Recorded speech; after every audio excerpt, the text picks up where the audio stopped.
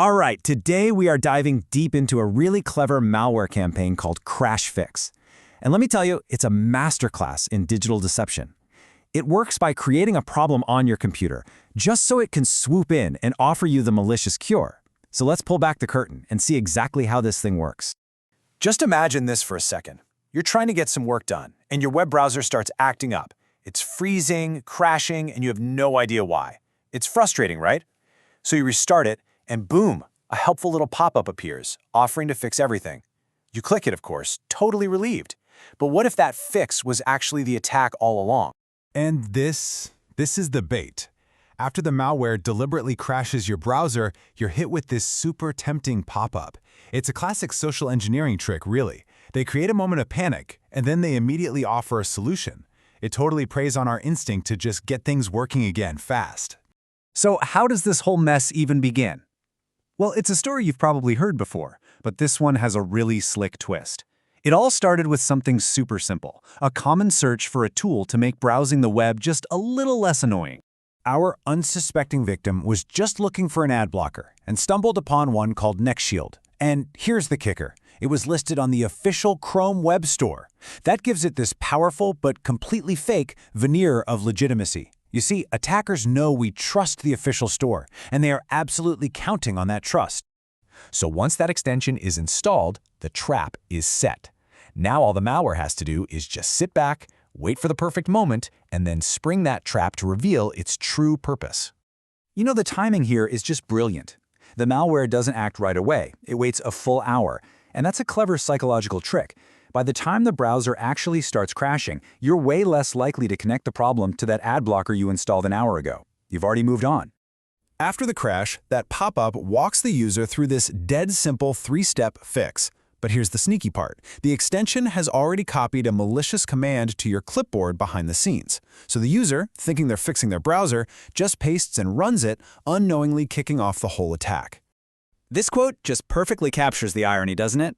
The researchers at Huntress who picked this apart gave it the perfect name, CrashFix. The malware literally causes the crash it claims to fix. It's this beautifully deceptive, self-contained loop. So what exactly is this NexShield extension anyway? Well, when the researchers really started digging into it, they found out it wasn't some brand new piece of malware. Nope, it was a cleverly disguised clone of a really well-respected, totally legitimate tool. It turns out NexShield is an almost perfect copy of a legitimate extension called uBlock Origin Lite.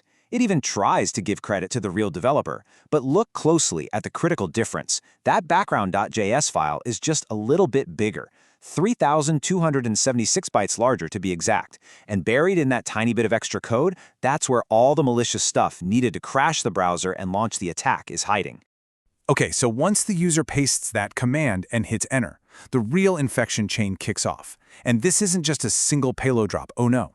It's the start of a multi-stage process designed to hide its tracks and deploy different kinds of malware depending on who the victim is. The very first step uses something called a lol bin. That stands for living off the land binary. It's just a fancy way of saying they use legitimate tools that are already on your computer for malicious purposes.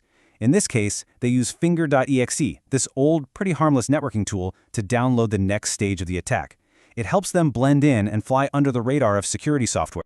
So that finger.exe command reaches out to an attacker's server, and what it pulls down looks like complete and utter nonsense, just a block of gibberish. This is called obfuscation.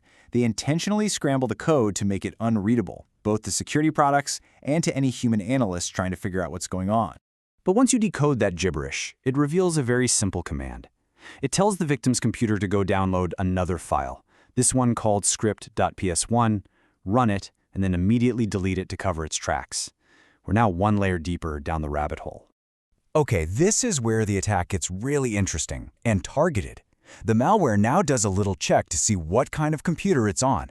Is this a personal laptop at home, or is it a workstation hooked into a big corporate network? The answer to that question changes everything.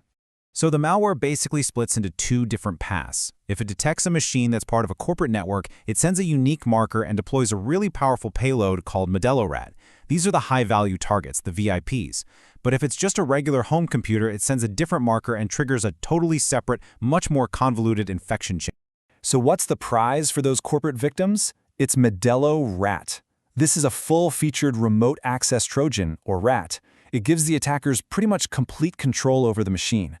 They can steal data, move around the network, and it hides itself by creating entries that look like legitimate software, like, say, Spotify 47. This is the attacker's crown jewel. So what about the poor home users? After going through all those complicated layers of obfuscation, what did the final command and control server send back to them? This.